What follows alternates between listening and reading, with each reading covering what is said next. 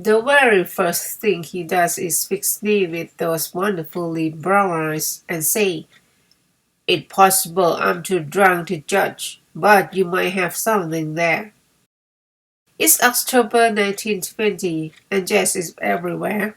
I don't know any jazz, so I'm playing Rachmaninoff. I can feel a flush beginning in my cheeks from the hard cider my dear Paul K. Smith has stuffed down me, so I'll relax. I'm getting there, second by second. It starts in my fingers, warm and loose, and moves along my nerves, routing through me. I haven't been drunk in over a year, not since my mother fell seriously ill, and I've missed the way it comes with its own perfect glove of form, settling snugly and beautifully over my brain. I don't want to think and I don't want to feel either, unless it's as simple as this beautiful boy's knee inches from mine. 30 is nearly enough on its own, but there's a whole package of a man attached, tall and lean, with a lot of very dark hair and a dimple in his left cheek. You could fall into. His friends call him Hemmingstein or Bones, Burst Nestor, Webmatch, anything they can dream of on the spot. He calls K-Stars or Bastien, not every flattering, and another fellow little feeble, and yet another honey or the great horn. Article. He seems to know everyone, and everyone seems to know the same jokes and stories. They telegraph punchlines back and forth in code, lightning fast and wisecracking. I can keep up, but I don't mind really. Being near these happy strangers is like a wonderful transfusion of good cheer. When Kate wanders over from the vicinity of the kitchen, he points his perfect chin at me and says, "What should we name our new friend?" "Hatch," Kate says. "Hatch is that better?" he says. "Hassowitch." "And you're a bird?" I ask. "Well," Kate says, "I'm the fellow who thinks someone should be dancing." His mouth is everything he's got, and in every short order, Kate's brother Kelly has kicked the living room carpet to one side and is mending the Victoria. We threw ourselves into it, dancing our way through a stack of records. He's not a natural, but his arms and legs are free in their joints, and I can tell that he likes being in his body. He's not the least shy about moving in on me either. In no time at all, our hands are damped and clenched, our cheeks close enough that I can feel the very real heat of him. And that's when he finally tells me his name is Ernest. I'm thinking of giving it away, though. Ernest is so dude. And Hemingway, who was a Hemingway? Probably every goes between here and Michigan Avenue, I think, looking at my feet to keep from birching. When I look up again, he has his brown eyes locked on me. "Well, what do you think? Should I toss it out?" "Maybe not just yet." I slow number stats, and without asking, he reaches for my waist and scoops me toward his body, which is even better up close. His chest is solid, and so are his arms. I rest my hands on them lightly as he backs me around the room, past Kelly cranking the Victoria with glee, past Kate giving us a long, curious look. I close my eyes and lean into Ernest, smelling bourbon and soap, tobacco and damp cotton, and everything about this moment is so sharp and lovely. I do something completely out of character and just let myself have it. That's a song from that time by Nora Bass called Make Believe. which may have been the most lilting and persuasive treatise on self-delusions I ever heard. Dora Bess was beautiful, and she sang with a trembling voice that told you she knew things about love. When she advised you to throw off all the old pain and worry and heartache and smiled, well, you believe she done this herself.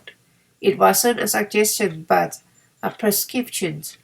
The song must have been a favorite of Kelly's too. He played it 3 times the night I arrived in Chicago, and each time I felt it speaking that way to me. Make believe you are glad when you're sorry, sunshine will follow the rain. I had my share of rain, my mother's illness and death, and weighed on me. But the years before had been heavy too. I was only 28, and yet I barely felt like a spinster on the second floor of my older sister Fanny's house, while she and her husband Roland and their 4 dear beasts lived downstairs. I hadn't meant for things to stay this way. I assumed I'd get married or find career like my school friends.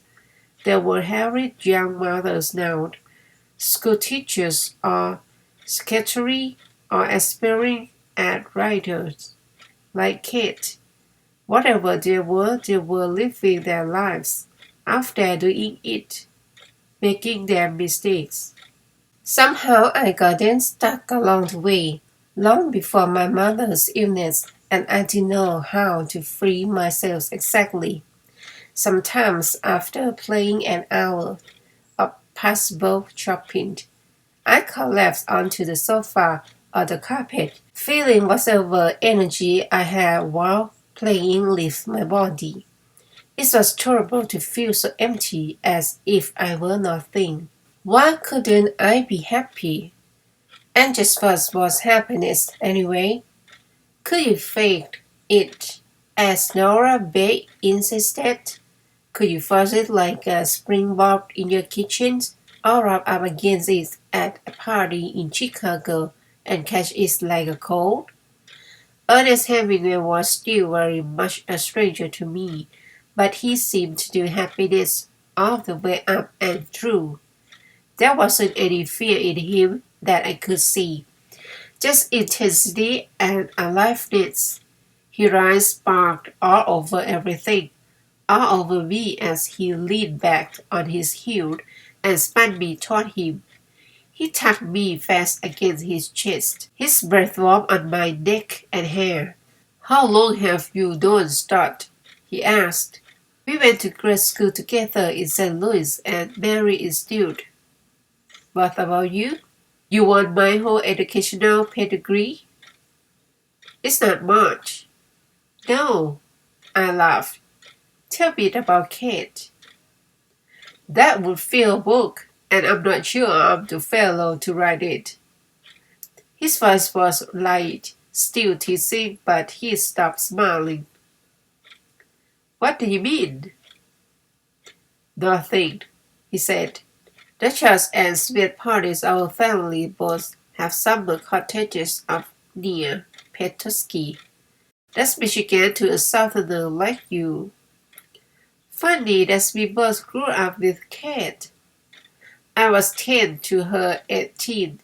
Let's just say I was happy to grow up alongside her, with a nice view of the scenery." "You had a crush, in other words." "No, those are the right words," he said, then looked away. I obviously touched some kinds of nerves in him, and I didn't want to do it again. I liked him smiling and laughing at Lutz. In fact, my response to him was so powerful that I already knew I would do a lot to keep him happy. I changed the subject fast. "Are you from Chicago?" "Oak Park, that's right up the street." "For a southerner like me." "Precisely."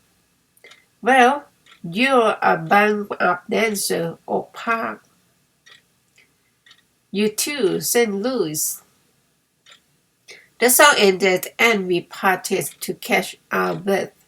I moved to one side of Kelly's long living room, while Ernest was quickly swallowed up by admirers, women, naturally.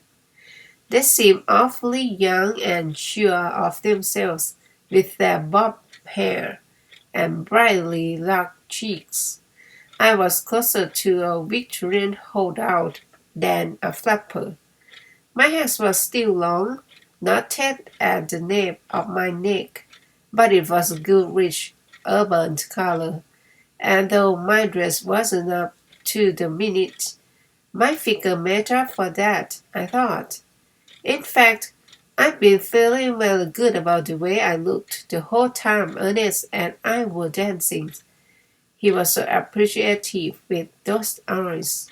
But now that he was surrounded by vivacious women, my confidence was waning. You seem awfully friendly with Nestor, Kate says, appearing at my elbow. Baby, can I have the rest of that? I pointed to her drink. It's rather volcanic. She grins and passes over. What is it? I put my face to the rim of glass, which was close enough. I smelled it. Rancid gasoline. Something homemade. Little Phil handed it to me in the kitchen. I'm not sure he didn't cook it up in his chew. Over against a long row of windows, Ernest began parading back and forth in a dark blue military cape someone had dug up. When he turned, the cape lifted and flared dramatically. That's quite a costume, I said. He's a war hero, didn't he tell you? I shook my head. I'm sure he'll get it too eventually. Her face didn't give anything away, but her voice had an itch. He told me he used to pie for you. Really? That was the tone again. He's clearly over it now. I didn't know what had come between these two old friends, but whatever it was obviously complicated and well under wraps. I let it drop. I like to think I'm the kind of ghost who drink anything, I said, but maybe not from a chew. Right, let's hand something out. She smiled and flashed her green eyes at me, and became my Kate again, not grim at all, and off we went to get very drunk and very near. I found myself watching for Ernest the rest of the night, waiting for him to appear and stir things up, but he didn't. He must have slipped away at some point. One by one nearly everyone did, so that by 3 a.m. the party had been reduced to dregs, with little Fevers as the tragic centerpiece. He was passed out on the davenport with long dark wool socks straight over his face and his hat perched on his crossed feet. Too bad, Kate said with a yawn. Is that Shakespeare's? I don't know, is it? She hiccuped and then laughed. I'm off to my own little hovel now. Will you be all right here? Of course, Kelly's made up a lovely room for me. I walked her to the door and as she settled into her coat, we made a date for lunch the next day. You have to tell me all about things at home. We haven't had a moment to talk about your mother. It must have been awful for you, poor creature. Talking about it will only make me sad again, I said. But it is perfect. Thanks for begging me to come. I worry you wouldn't. Me too. Fanny said it was too soon. Yes. Well, she would say that your sister can be smart about some things, Hatch, but about you, nearly never. I gave her a grateful smile and said goodnight. Kelly's apartment was Warren-like and full of boarders, but he'd given me a large and very clean room, with a four-poster bed and a bureau. I changed into my night dress, then took down my hair and brushed it, sorting through the highlights of the evening. No matter how much fun I had with Kate or how good it was to see her after all these years, I had to admit that number one on my list of memorable events was dancing with Ernest Hemingway. I could still feel his brown eyes and his electric, rectifying energy, but what had his attention meant? Was he babysitting me as Kate's old friend? Was he still gone on Kate? Was she in love with him? Would I even see him again? My mind was suddenly such a hive of unanswerable questions that I had to smile at myself. Wasn't it exactly what I had wanted coming to Chicago? Something new to think about? I turned to face the mirror over the bureau. Hardly Richardson was still there, with her auburn waves and thin lips and pale round eyes. But there was something new too, a glimmer of potential. It was just possible the sun was on its way. In the meantime, I would have Nora Base and do my damnedest to make believe.